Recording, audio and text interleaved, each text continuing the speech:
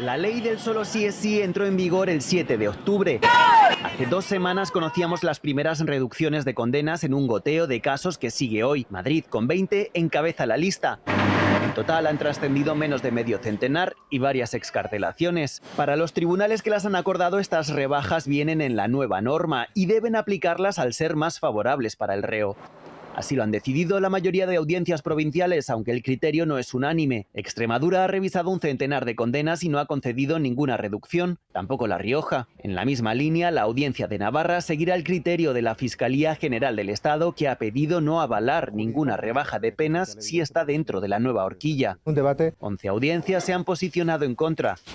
En plena polémica, el Gobierno defendía esperar a que se pronunciara el Supremo. Hoy ha advertido que podría haber impuesto 1 año más de prisión a los condenados de la Arandina de seguir en vigor el anterior Código Penal, pero puntualiza, hay que estudiar caso por caso. Fuentes de la Fiscalía General del Estado recuerdan que las decisiones del Supremo pueden ser diferentes en otros casos en los que se revise la pena. El Gobierno asegura que cumple con su deber y dice que quien no lo está haciendo es una parte del Consejo General del Poder Judicial, que siguen sin nombrar a los 2 magistrados que les corresponde. Me refiero en particular a los 8 magistrados conservadores que hasta la fecha no están cumpliendo ni la ley ni la Constitución.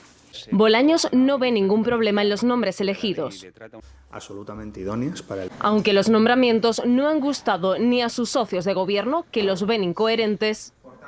Un acto de cinismo que se vetara a Vicky Rosell y en cambio se utilice una puerta giratoria para llevar a un exministro del Partido Socialista a un tribunal. Ni tampoco a los de investidura, que no critican que el Gobierno haga los nombramientos, sino los perfiles elegidos. El Gobierno tenía una oportunidad para interrumpir una costumbre, por desgracia, muy asentada. Estaría bien que hubiera nombramientos que fueran menos polémicos. Toda la oposición habla de asalto a las instituciones y el PP cree que Europa no lo va a dejar pasar.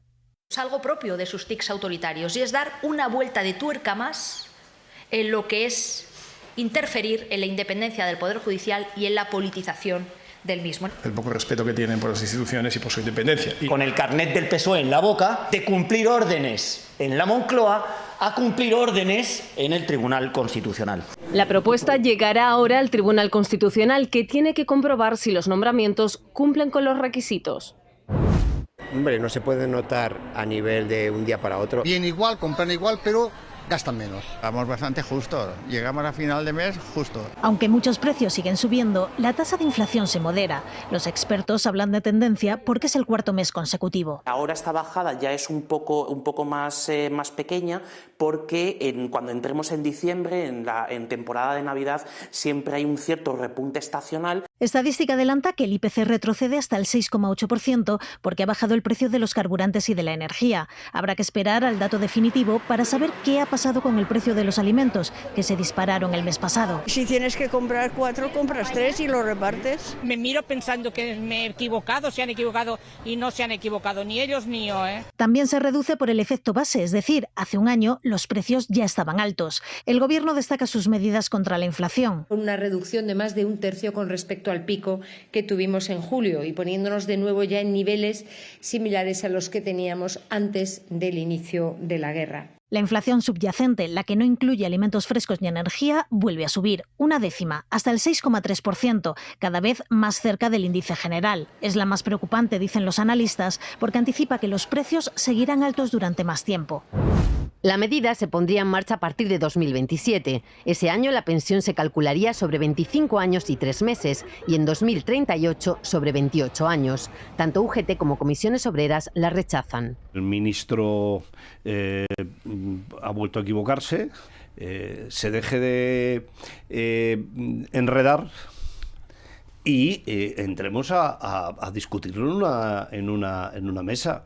A comisiones obreras este es el único punto que les aleja del acuerdo. Convencido que al menos con los sindicatos, si excluimos lo que he hecho referencia de la base reguladora, del periodo de cálculo, creo que es muy probable llegar a un acuerdo. La COE dice que la propuesta llega tarde y a priori no les gusta. Gobierno y sindicatos son pesimistas sobre un acuerdo a 3 bandas. En lo que coinciden sindicatos y empresarios es en que la medida no cuenta con el consenso político necesario. necesario. De hecho, la vicepresidenta segunda del Gobierno no la ve bien. No es recuperar derechos, es recortar derechos. Un endurecimiento en el acceso a la jubilación que nosotros no podemos compartir. La propuesta de Escrivá, a la que ha tenido acceso Televisión Española, incluye además el destope de las bases máximas de cotización, para que los que más cobran coticen más y la Seguridad Social tenga más ingresos.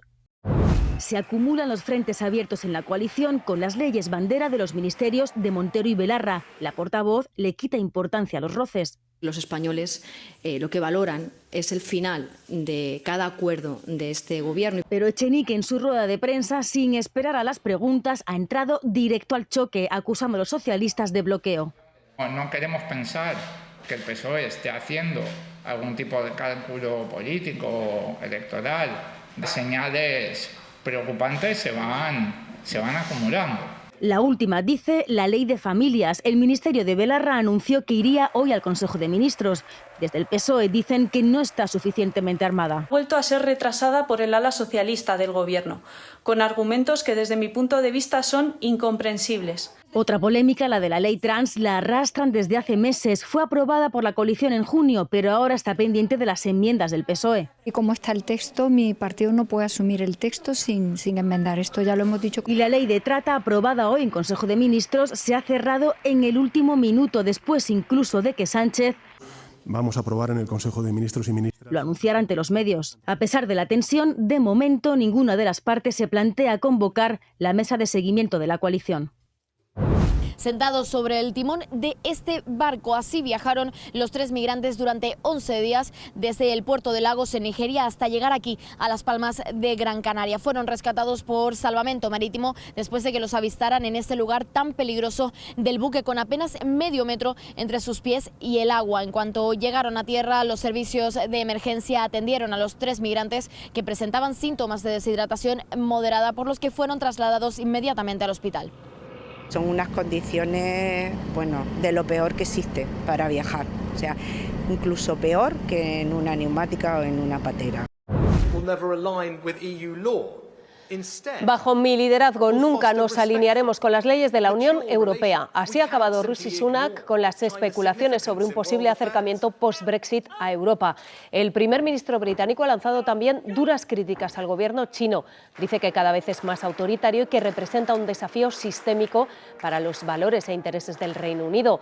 Además, acaban de llamar a consultas al embajador chino en Londres por la detención de un periodista de la BBC en Shanghái durante las protestas. Pekín, 8 grados bajo cero. Entre los negocios cerrados y edificios confinados por el aumento de casos de COVID, pocos salen a la calle. Preguntamos por la política de COVID-0. Es normal que se tomen medidas con la situación de la pandemia, nos dice este hombre. Sobre las protestas casi nadie se pronuncia. Algunos las apoyan, pero otros tienen miedo de expresarse, nos comenta esta pequinesa. A la contención de las protestas, además del despliegue policial, contribuye la ola de frío que ha llegado, con temperaturas bajo cero y fuertes vientos. Comprobamos que en Liangmaqiao, la zona de la manifestación en Pekín, siguen muchas patrullas de policía. En Shanghái han detenido a quienes intentaban manifestarse. Anoche en Cantón, algunos vecinos tiraron vallas de confinamiento y otros objetos. Numerosos efectivos policiales sofocaban la protesta. Consciente del malestar, la Comisión Nacional de Sanidad ordena confinar pronto y levantar el confinamiento cuanto antes para causar menos molestias a la población y acelerar la vacunación, sobre todo de los mayores, el talón de Aquiles de China. Entre los mayores de 80 años solo tiene la dosis de refuerzo el 20%. Mientras, en Pekín hacen cola a temperaturas gélidas para hacerse la obligada PCR. En estos test, China gastó el año pasado unos 220.000 millones de euros. Víctor y su compañero montan una antena portátil de telefonía móvil alimentada por generadores en la plaza central de Jersón. A su alrededor, la gente hace vida normal a pesar de que en la lejanía se escucha a la artillería ucraniana responder a la rusa. No se pueden imaginar los primeros 3 días tras la liberación. Todo el mundo se arremolinaba cerca de la antena para coger cobertura, nos dice Víctor, que ironiza con que en la guerra el 4G es más importante que la electricidad si uno quiere contarle a su familia que sigue vivo. Después de 9 meses de ocupación y de los intensos combates para recuperar la ciudad, la red de comunicaciones y suministros está casi destruida. Los 75.000 habitantes que quedan en Jersón dependen de estos puntos de recarga para estar comunicados y poder pedir ayuda en caso de emergencia. Sin servicios básicos tan esenciales como la electricidad, los habitantes de Jersón se hacinan en estas carpas para poder cargar algo tan sencillo como sus teléfonos móviles.